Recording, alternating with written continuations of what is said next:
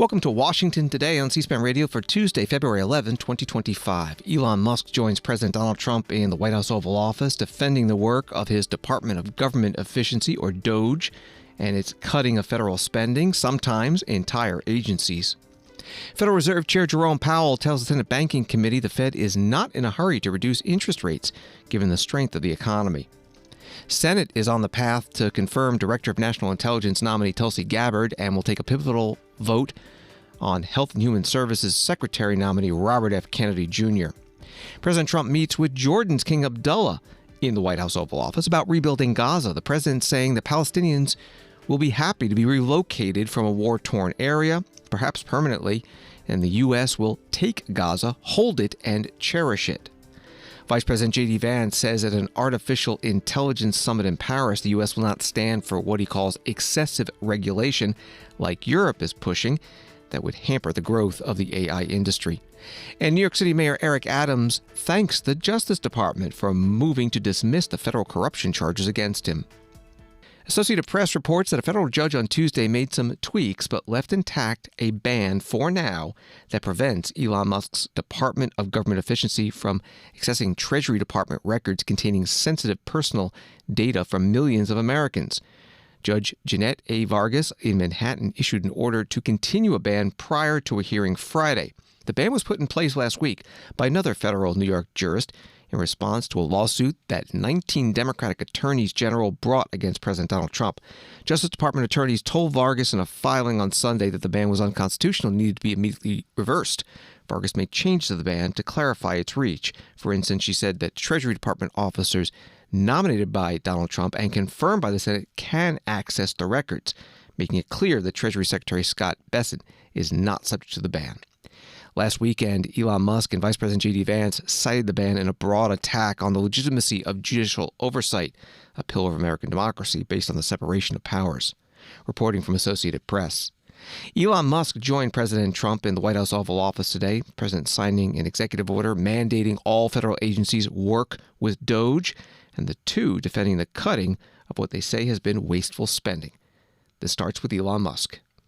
This is not to say that there aren't some good. There are good people who are in the federal bureaucracy, but you can't have an autonomous federal bureaucracy. You have to have one that is responsive to the people. That's the whole point of a democracy. And if you looked at this, if you looked at the founders today and said, what do you think of the way things have turned out? Well, we have this unelected, fourth unconstitutional branch of government, which is the bureaucracy, which has, in a lot of ways, currently more power than any elected representative. And this is not something that people want, and it's not. It does not match the will of the people. So it's just something we've got to fix. And then we've also got to address the deficit. So we've got a $2 trillion deficit, and if we don't do something about this deficit, the country's going bankrupt. I mean, it's really astounding that the interest payments alone on the national debt exceed the Defense Department budget, which is shocking because we spend a lot of money on defense. But if that just keeps going, we're essentially going to bankrupt the country. So what I really want to say is, like, it's not optional for us to reduce the federal expenses. It's essential. It's essential for America to remain solvent as a country, and it's essential for America to have the resources necessary to provide things to its citizens and not simply be servicing vast amounts of debt.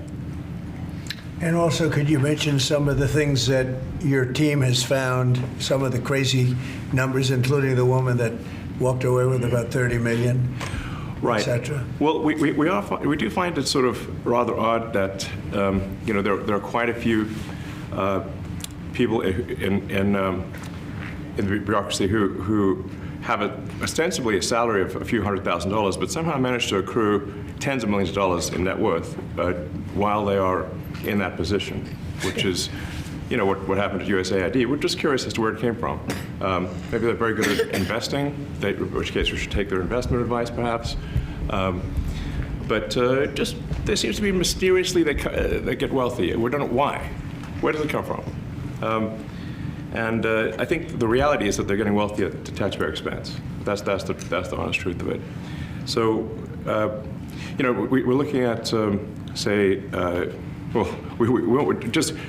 if you look at, say Treasury, for example, basic controls that should be in place, that are in place in any company, such as making sure that any given payment has a payment categorization code, that there is a comment field that describes the payment, and that if a payment is on the do not pay list, that you don't actually pay it. None of those things are true currently. So the reason that departments can't pass audits is because the payments don't have a categorization code. It's like just a massive number of blank checks just flying out the building. So you can't reconcile blank checks. Elon Musk in the White House Oval Office with President Donald Trump. ABC News writing about today's event, Elon Musk had not faced questions since taking the lead on Donald Trump's mandate to dismantle federal agencies. The White House has said he is classified as a special government employee, and it's unclear to whom he is accountable to other than Trump. That was from ABC News. Here are some of the questions the press posed to Elon Musk. Everyone's very quiet, by the way. Are people normally this quiet? Your detractors, Mr. Musk. What? Including a lot of Democrats. I have detractors? You do, sir. I don't believe it. Say that you're orchestrating a hostile takeover of government and doing it in a non-transparent way.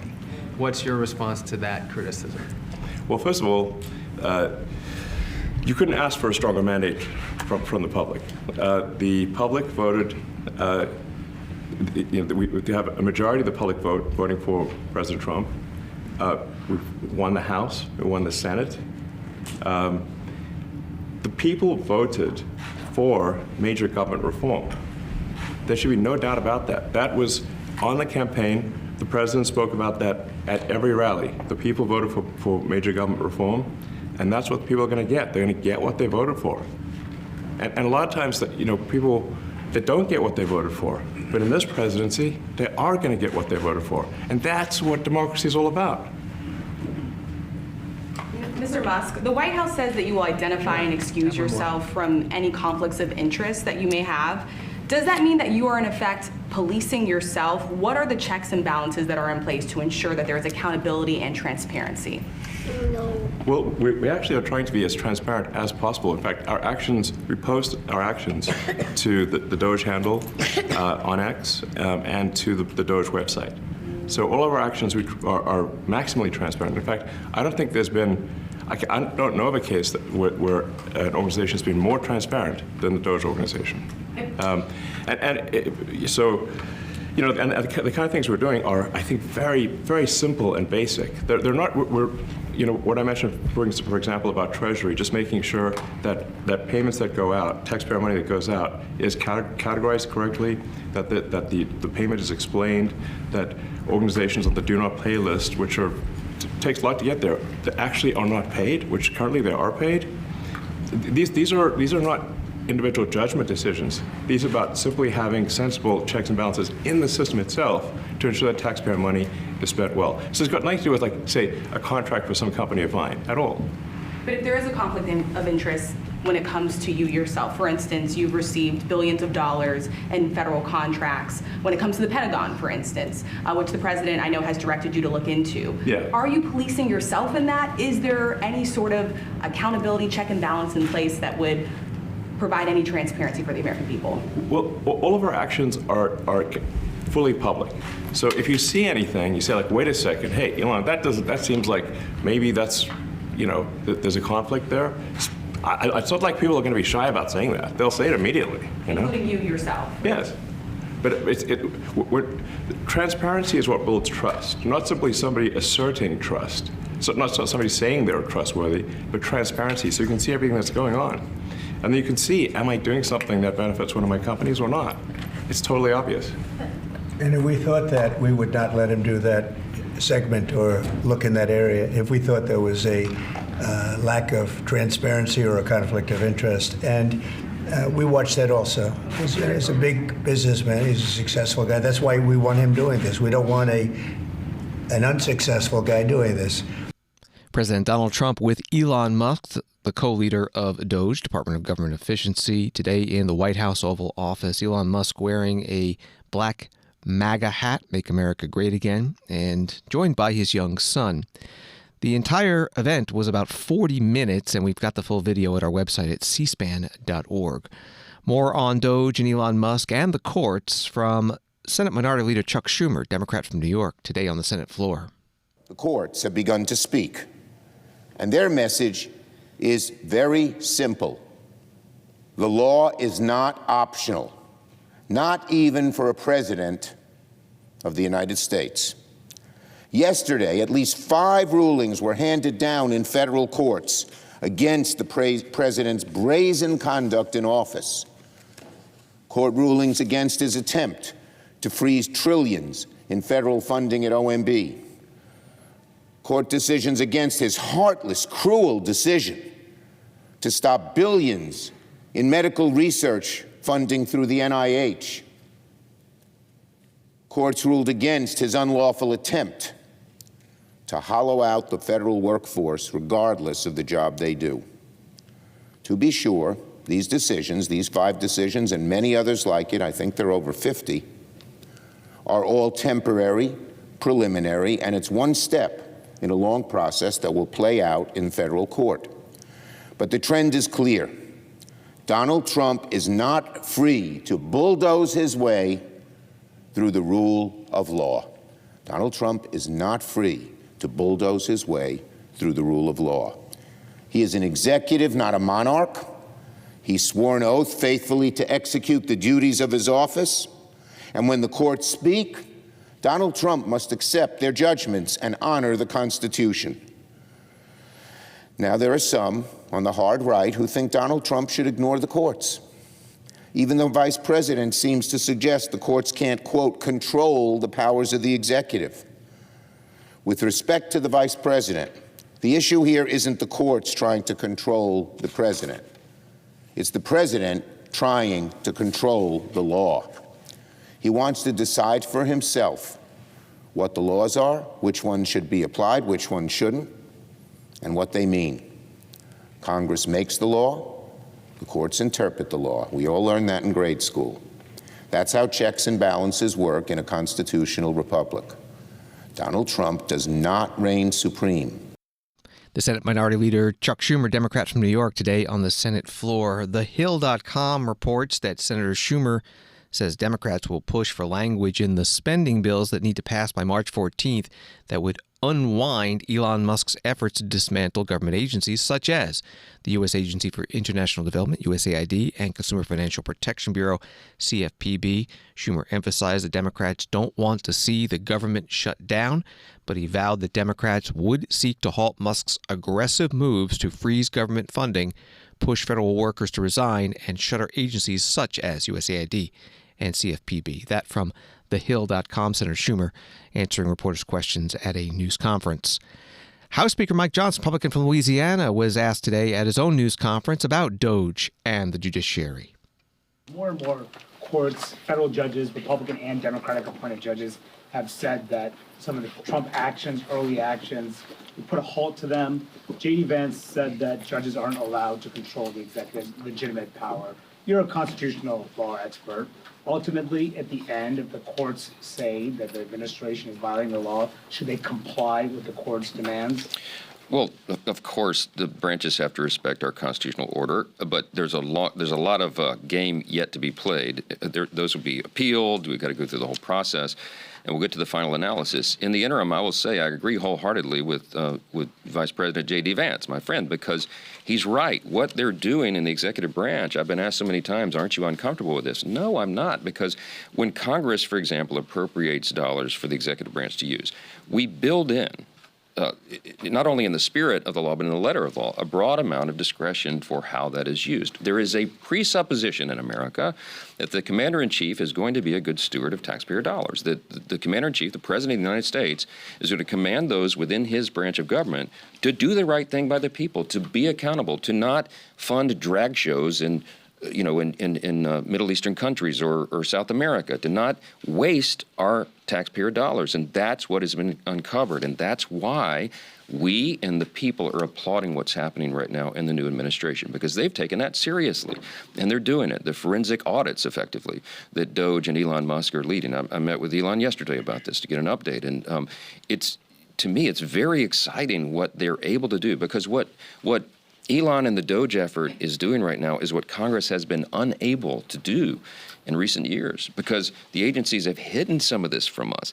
You know, there's a lot of oversight activity that goes on around here all the time, you all know, but when duly elected representatives of the people request information to find all of these abuses and it's not turned over to us, what it takes is an actual audit of the systems and the files themselves that are often hidden from Congress. That's what you're seeing right now. And that's why this is so exciting. They're uncovering things that we have known intuitively have been there, but we couldn't prove it. Now the proof is being provided, and no one can argue the counter to that. So stay tuned. There's a lot more to come. And I think the courts should take a step back and allow these processes to play out. What we're doing is good and right for the American people. What DOGE is doing is making sure that your taxpayer dollars, all of us, are spent in the way that they're intended to be spent, and that they're in America's interest, and they're financially responsible with the precious taxpayers' money. We have a $36 trillion federal debt, and we have got to get a hold of these things. You're going to see it reflected in the reconciliation package that comes forward. You're going to see it reflected in appropriations as we go forward, and you're going to see it in these efforts to cut the waste, fraud, and abuse. And we think the final number on that is going to be substantial and a game changer in Washington for the country. House Speaker Mike Johnson at a news conference. You heard him mention budget reconciliation. Later in the news conference, he confirmed the House Budget Committee will be moving forward on a budget resolution this week, which the Republican majority says will be the start of enacting their and President Trump's agenda, which could include tax cuts, spending cuts, border security, domestic manufacturing, and energy production promotion. On the budget, and then we'll, yes, a markup is going to be scheduled for Thursday. That's the intention. The budget chairman, Arrington, just spoke to conference and said that. We'll be rolling out the details of that probably by tonight. If they notice a markup, they can do it by Thursday, and we are right on the schedule that we need to be on. So stay tuned for more developments. House Speaker Mike Johnson. The Senate Budget Committee, under the leadership of Lindsey Graham, Republican from South Carolina, scheduling a markup on its budget resolution Wednesday, 10 a.m. Eastern. We'll have live coverage of that on C-SPAN Radio. You can follow it as well on the C-SPAN Now mobile app. The American Federation of Government Employees held a protest outside the U.S. Capitol today. They called Rally to Save the Civil Service. Everett Kelly is president of the union. Our country and our civil service are threatened by the very same people. A pro-apartheid South Africa billionaire that is determined to do to the United States what he did to Twitter. Turn it into an X-rated obscenity. What do you say about that? No! Now, only in America can you be called a business genius when you borrow and spend $44 billion and lost 80% of it. Trust me, he's no genius. And we are threatened by a president who thinks he's a king. Or maybe a mob boss. Or maybe both. And violates the law and the Constitution without a thought. Members of Congress, we ask you to stand up and support and defend the civil service and this country. Please stand up for your power of the purse and stop this president from canceling programs you authorized and funded, you approve. It needs to stop. Everett Kelly is president of AFGE, American Federation of Government Employees, a union, at today's rally on the U.S. Capitol grounds with other unions and several Democratic House members and senators. Federal News Network has an article saying that AFGE is already the largest federal employee union, but it's getting new membership records as the Trump administration advances a slew of policies targeting government workers. AFGE currently stands at 321,000 dues-paying members, its highest level ever, and is on track to reach 325,000 dues-paying members by the end of the week, reporting from Federal News Network. This is Washington Today. From the Wall Street Journal, Federal Reserve Chair Jerome Powell delivered a simple message to Congress to start 2 days of testimony on Tuesday, Because the economy is doing well, the Fed can take its time to decide when and whether to lower interest rates.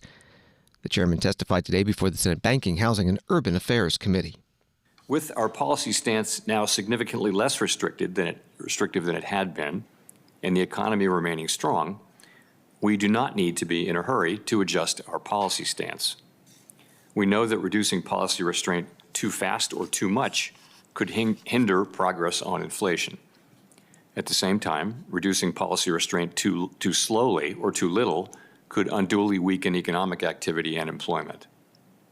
In considering the extent and timing of additional adjustments to the target range for the federal funds rate, the FOMC will assess incoming data, the evolving outlook, and the balance of risks. As the economy evolves, we will adjust our policy stance in a manner that best promotes our maximum employment and price stability goals. If the economy remains strong and inflation does not continue to move sustainably toward 2%, we can maintain policy restraint for longer. If the labor market were to weaken unexpectedly or inflation were to fall more quickly than anticipated, we can ease policy accordingly. We are attentive to the risks on both sides of our dual mandate, and policy is well positioned to deal with the risks and uncertainties that we face. Federal Reserve Chair Jerome Powell, part of his opening statement at the Senate Banking Committee hearing today. Several Republicans on the committee asked the chairman about debanking. There's an article at The Hill that explains debanking is the closure of bank accounts that financial institutions consider risky, often with little notice or explanation. Concerns about debanking first arose during the Obama administration with Operation Choke Point, a controversial Justice Department initiative that discouraged banks from working with certain high-risk businesses such as payday lenders and firearm retailers. The Justice Department officially ended the program in 2017. With the rise of digital assets in recent years, numerous individuals and firms associated with the cryptocurrency industry say they have been debanked, a trend they have labeled Operation Choke Point 2.0. That was from the article at The Hill. Here is Senator John Kennedy, Republican from Louisiana, questioning Fed Chair Powell. If you went home tonight and Mayor Powell, your spouse, said, I got a call today from our bank, and they're debanking us. They're worried about their reputational risk because they don't like our politics. Would you think that fair? No, I sure wouldn't. And as I mentioned earlier, I too am troubled by the quantity of these reports, and really want to understand better why this is happening. One theory is that banks are just very risk averse around BSA and money laundering, and that's because we're so tough on them, and that they just don't. Any red flag is enough. But it may be that this whole thing with reputation risk needs to be thought about. It's actually coming out of our one manual that we used. We're taking that concept out, the manual that we've been using for account access for master accounts. We're just going to take that out. But I think this needs a fresh look, and I think it's time for that, and we're going to do that. Well, I've asked our chairman, and he has agreed to invite some of the CEOs of some of the banks that have been debanking people. The CEOs, yes. Not their lawyers, not their PR consultants, not the lobbyists, not their priests, them, the CEOs to come in and let's talk about this and find out what the hell's been going on. Senator John Kennedy, Republican of Louisiana, questioning the Federal Reserve Chair Jerome Powell at today's Banking Committee hearing. Senator Elizabeth Warren, Democrat of Massachusetts, is the committee's ranking member. She questioned the chairman about bank regulation after Elon Musk's Department of Government Efficiency has moved to shut down the CFPB, Consumer Financial Protection Bureau, telling agency staff to stay home and do not do any work tasks. So over the weekend, Co-President Musk and Acting Director Vogt effectively shut down the CFPB. No more cop on the beat looking out for a family of four in South Carolina facing an illegal foreclosure. No more cop on the beat looking out for your grandma whose bank account has just been taken over by a scammer. No more cop on the beat looking out for people getting ripped off by giant credit card companies that are charging illegal junk fees. It also means that the CFPB is no longer doing one of its most important jobs, examining big banks to root out illegal conduct before it happens, or at least stop it before more people get hurt. Chair Powell, if the CFPB isn't on the job right now, then who is administering JP Morgan or Wells Fargo's consumer compliance exams to ensure that they are following the law? Senator, I believe that, and you would know, that Dodd-Frank moved all authority for examinations in the consumer space to the CFPB. We still have some jurisdiction. We'll talk about that in a sec. But the answer to my question, please. If the CFPB is not there examining these giant banks to make sure they are following the laws on not cheating consumers, who is doing that job? I can say no other federal regulator. No one, in other words. Senator Elizabeth Warren, Democrat of Massachusetts, ranking member on the Banking Committee, questioning the Federal Reserve Chair Jerome Powell at today's hearing. It's part of the Fed's semi-annual monetary policy report to Congress, and Wednesday, Fed Chair Powell testifies before the House Financial Services Committee. President Trump has been saying he'll announce reciprocal tariffs this week on major trading partners. He put in place Monday 25% tariffs on all steel and aluminum imported into the U.S. CNBC has an article that General Motors believes it can mitigate up to 50% of potential tariffs President Trump is threatening to impose on imports from Canada and Mexico. CEO Mary Barra said Tuesday Barra's comments followed crosstown rival Ford Motor CEO Jim Farley saying Trump's tariffs, whether implemented or threatened, are causing chaos in the U.S. automotive industry. That was from CNBC. Wall Street today, the Dow up 123, NASDAQ down 70, S&P up 2. The Senate, writes CBS News, is expected to vote late Tuesday or early Wednesday on Tulsi Gabbard's confirmation for Director of National Intelligence after her nomination survived a crucial committee vote last week and cleared a key procedural hurdle Monday. The committee vote was 9-8 along party lines, and the full Senate procedural cloture vote to limit debate was Monday night, 52-46, also along party lines. If Senate Democrats opposing the nomination use all the time available, 30 hours post-cloture, the confirmation vote would be 12:30 a.m. Eastern Wednesday morning.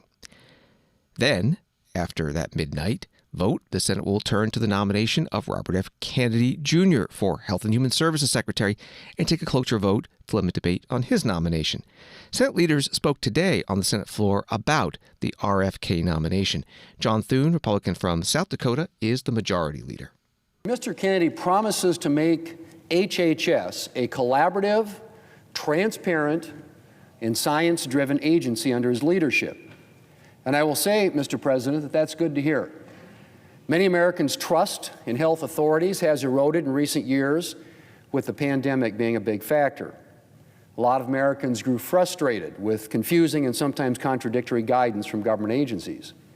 And measures like requiring toddlers as young as 2 years old to wear masks indefinitely not only defied common sense, there was no scientific research to back it up.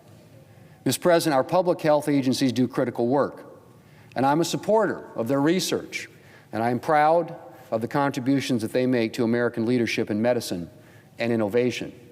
But if we're going to make America healthy again, the agencies doing this important work have to rebuild some trust with Americans. So I was pleased to hear Mr. Kennedy pledge to increase transparency and accountability, including an unprecedented level of collaboration with Congress that allows for regular and robust oversight of his agency's activities. I was also pleased that Mr. Kennedy acknowledged the importance of vaccines and the concerning reality that vaccine uptake in this country is decreasing. Mr. Kennedy has pledged that he will maintain the best vaccine standards. And he's committed to work within existing vaccine approval and monitoring systems and maintain the FDA's review standards. Mr. President, I look forward to Mr. Kennedy being a partner to Congress on some very important issues. He's brought attention to America's chronic disease epidemic, and I'm pleased that he wants to put a focus on chronic diseases that affect too many Americans and cost far too much in lives lost and dollars spent. I'm also encouraged that he is committed to implementing President Trump's pro-life policies at HHS. President Trump has been one of the most pro-life presidents we've ever had, and Mr. Kennedy's agency will be critical in protecting life and supporting mothers and babies. Mr. Kennedy is also committed to working with farmers and ranchers on policies that affect our food supply. America's farmers and ranchers are a valuable resource, and I look forward to working with him to ensure that the voice of South Dakota's agricultural producers is heard. Mr. President, I believe that Mr. Kennedy's collaborative approach to this job will help restore some of the trust in our public health agencies that's been lost in recent years. And I look forward to working with him on a number of issues as we restore that trust and work to make America healthy again. The Senate Majority Leader John Thune, Republican from South Dakota, on the Senate floor. The Senate Minority Leader Chuck Schumer, Democrat from New York, spoke about why he would be voting no on the procedural vote on the RFK nomination. Robert Kennedy Jr. is nominated to serve as the Secretary of Health and Human Services. To state the obvious, the very, very obvious, putting a very wealthy vaccine skeptic and conspiracy theorist in charge of America's public health would put every single American at danger. Mr. Kennedy is neither a doctor, nor a scientist, nor a public health expert, nor a policy expert of any kind. In fact, he is the face of the modern anti-vaccine movement. And he has spread other outrageous claims, like saying antidepressants cause mass shootings, or that AIDS might not be caused by HIV, or that COVID spared certain ethnic groups. RFK has not made a living by promoting public health, but rather by actively fighting it. Actively fighting it. Is RFK really who Republicans want running HHS? Again, the same question with Ms. Gabbard. Of all the people in America, how did they end up choosing him? How did Donald Trump end up choosing him? Once again, an agency that depends on science, evidence, and impartiality to ensure the health of over 330 million Americans. That vote, the vote on RFK, is about one simple question. One simple question. Will Republicans do the right thing for American public health, or will they do whatever is necessary to keep Donald Trump happy, no matter how misguided he is? The American people will know the answer to this very soon also. The Senate Minority Leader Chuck Schumer, Democrat from New York, on the Senate floor. The cloture vote to limit debate on the Robert F. Kennedy Jr. nomination for Health and Human Secretary is expected very late tonight, after midnight. If it passes, needs a simple majority in the Senate. A confirmation vote would happen later this week. Washington Today continues in a moment. C-SPAN's evening newsletter, Word for Word, brings you a recap of the day's most important events. Find out what happened on Capitol Hill, the White House, and with policymakers, all delivered straight to your inbox. Subscribe now at cspan.org/connect. cspanshop.org is C-SPAN's online store. Browse through our latest collection of C-SPAN products, apparel, books, home decor, and accessories. There's something for every C-SPAN fan, and every purchase helps support our nonprofit operations. Shop now or anytime at cspanshop.org.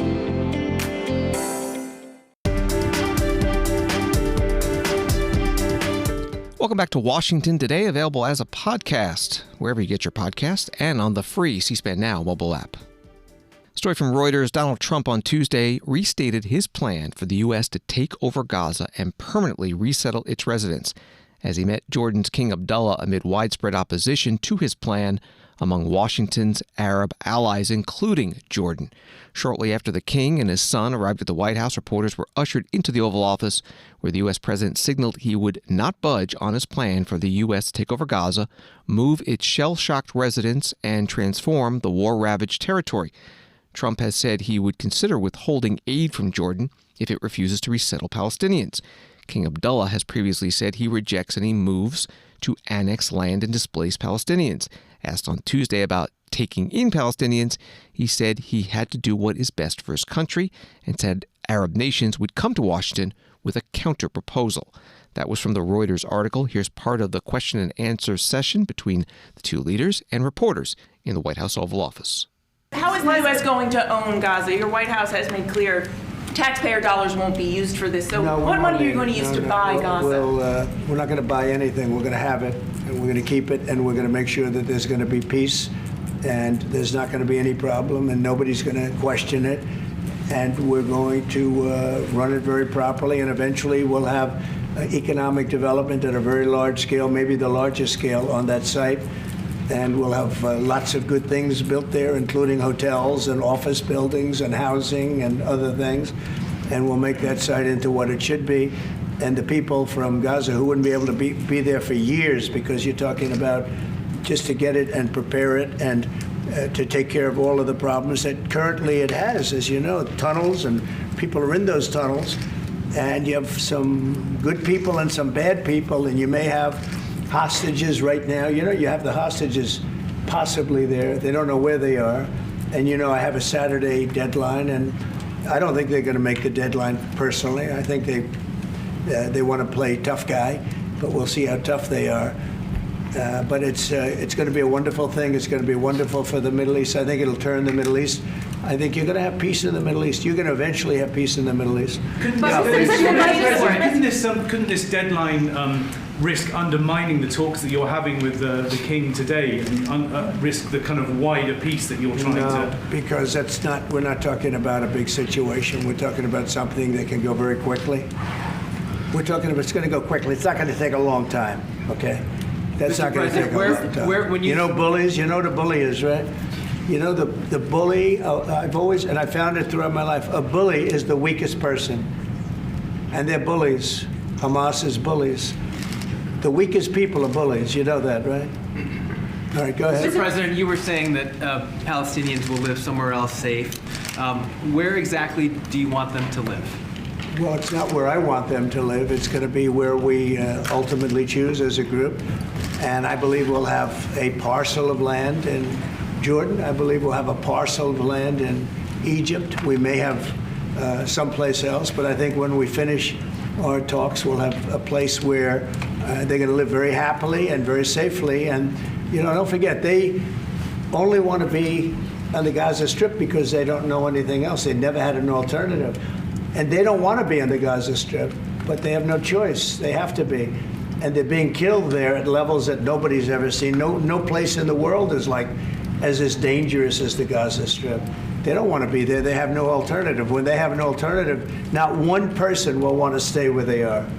Nobody wants to stay there. They're living in hell. It's a death trap. Mr. President, how do you know that the Palestinians don't want to leave their land? Some people say this is ethnic cleansing. You won't be able to force them to leave their land. We're moving them to a beautiful location where they have new homes, where they can live safely, where they'll have doctors and medical and all of those things, and I think it's going to be great. Yeah, any questions? King Abdullah, what do you think about the U.S. taking over the Gaza Strip? Do you want to see the U.S. own the Gaza Strip? Well, I think, as I said earlier, the president is looking at Egypt coming to present their plan. As I said, we will be in Saudi Arabia to discuss how we can work with the president and with the United States.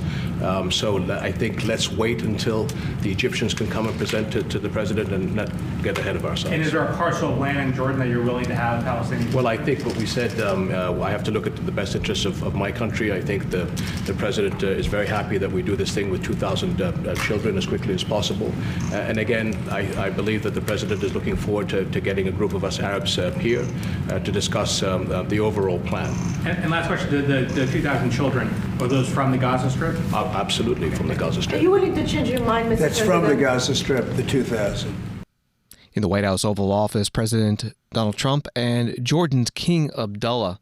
King Abdullah referring to 2,000 children from Gaza. He said earlier in his comments that those were children who had cancer or are very ill, and that Jordan plans to take them in.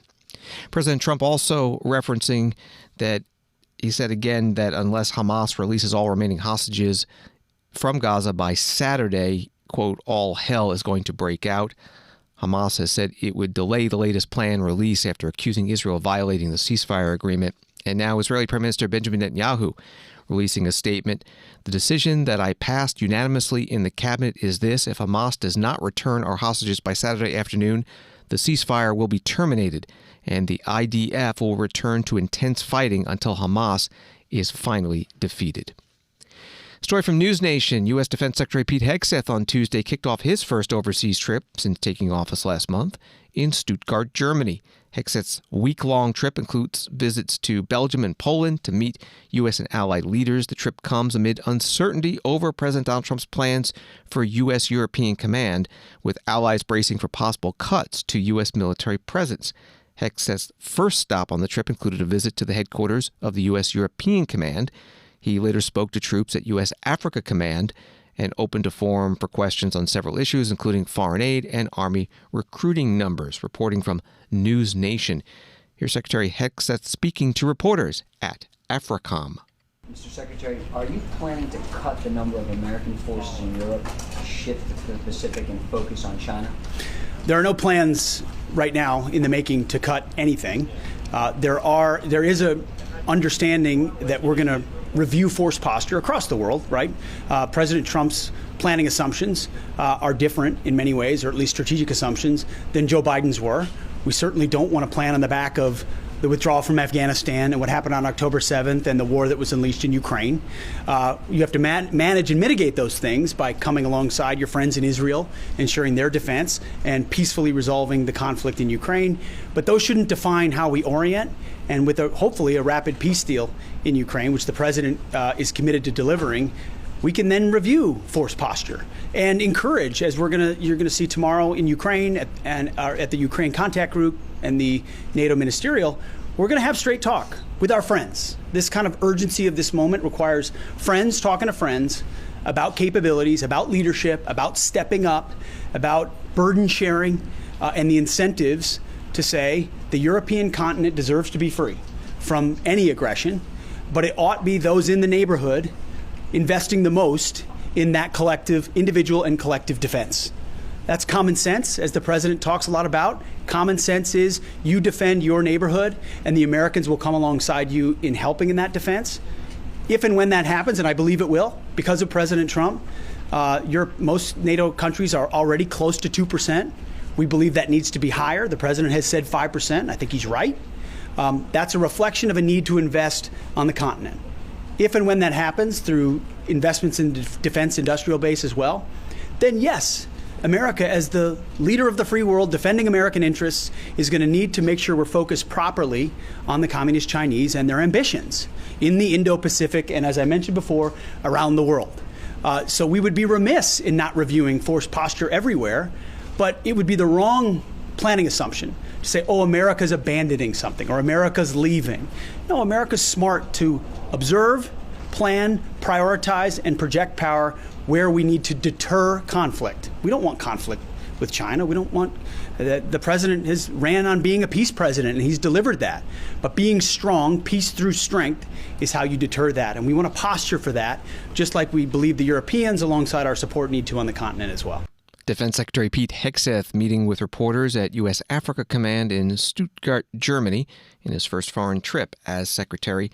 He was asked point blank about the possibility of U.S. troops going to Ukraine. He said, "We are not sending U.S. troops to Ukraine." His next stop is Brussels, where he'll attend meetings with NATO defense ministers and the Ukraine Defense Contact Group. U.S. Vice President J.D. Vance begins an AP story datelined Paris. On Tuesday, warned global leaders and tech industry executives that excessive regulation could cripple the rapidly growing artificial intelligence industry in a rebuke to European efforts to curb AI's risks. The speech underscored a widening three-way rift over the future of the technology, one that critics warn could either cement human progress for generations or set the stage for its downfall. The United States, under President Donald Trump, champions a hands-off approach to fuel innovation, while Europe is tightening the reins with strict regulations to ensure safety and accountability. Meanwhile, China is rapidly expanding AI through state-backed tech giants vying for dominance in the global race. That was from Associated Press. Here's Vice President J.D. Vance at the AI Summit in France. America wants to partner with all of you, and we want to embark on the AI revolution before us with a spirit of openness and collaboration. But to create that kind of trust, we need international regulatory regimes that fosters the creation of AI technology rather than strangles it. And we need our European friends in particular to look to this new frontier with optimism rather than trepidation. Now, the development of cutting-edge AI in the U.S. is no accident. By preserving an open regulatory environment, we've encouraged American innovators to experiment and to make unparalleled R&D investments. Of the $700 billion, give or take, that's estimated to be spent on AI in 2028, over half of it will likely be invested in the United States of America. Now, this administration will not be the one to snuff out the startups and the grad students producing some of the most groundbreaking applications of artificial intelligence. Instead, our laws will keep big tech, little tech, and all other developers on a level playing field. Now, with the President's recent executive order on AI, we're developing an AI action plan that avoids an overly precautionary regulatory regime while ensuring that all Americans benefit from the technology and its transformative potential. Now, we invite your countries to work with us and to follow that model if it makes sense for your nations. However, the Trump administration is troubled by reports that some foreign governments are considering tightening the screws on U.S. tech companies with international footprints. Now, America cannot and will not accept that, and we think it's a terrible mistake, not just for the United States of America, but for your own countries. Vice President J.D. Vance at the AI Action Summit in Paris, his first overseas trip as vice president. Washington Post reporting on it writes, the United States and the United Kingdom did not sign an international agreement that resulted from the summit, in which more than 70 countries, companies, and civil society groups committed to build inclusive and sustainable artificial intelligence for people and the planet. China, India, and the 27 member states of the European Union were among the signatories. That was from the Washington Post.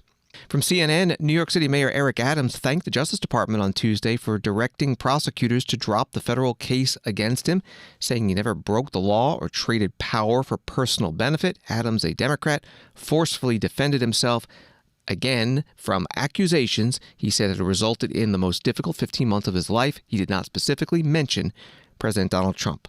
That was from the CNN article. Mayor Adams spoke in a video. I never ask anyone to break the law on my behalf or on behalf of my campaign.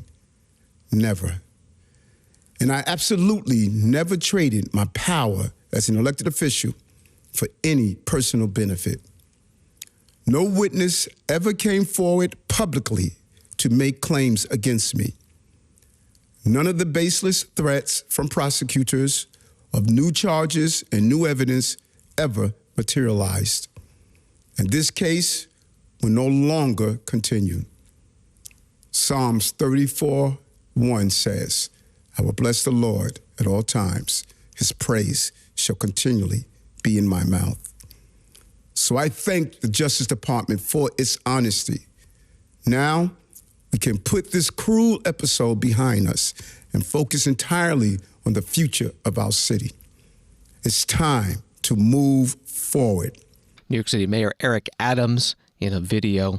Congresswoman Alexandria Ocasio-Cortez, Democrat from New York, her 14th congressional district includes portions of the New York City boroughs of the Bronx and Queens, was asked by a reporter in Washington about the Justice Department dropping the charges against the mayor. I look forward to there being a tremendous amount of transparency offered as to what went into that decision and how they came to that conclusion. I think there's a lot of questions that New Yorkers have around the kind of shrouded nature of this conclusion, and I think it's incredibly important that the Department of Justice, as well as everyone involved, come forward with the facts and evidence to back up their decision. Obviously, I mean, they've left the possibility of these charges to come back post-election day. What are you going to be watching for between now and then in terms of his conduct? Well, you know, I think I think that prospect is very concerning given how President Trump operates, how he absolutely seems to be gutting the Department of Justice, the FBI. He's going across all federal agencies, installing political appointees. And if they are kind of wielding this prospect of charges coming back, over a sitting mayor of the nation's largest city, I think that creates a very significant concern for everyday New Yorkers as to how that could potentially be leveraged in a politicized context. Congresswoman Alexandria Ocasio-Cortez, Democrat from New York, on Capitol Hill with reporters. Mayor Eric Adams is running for re-election.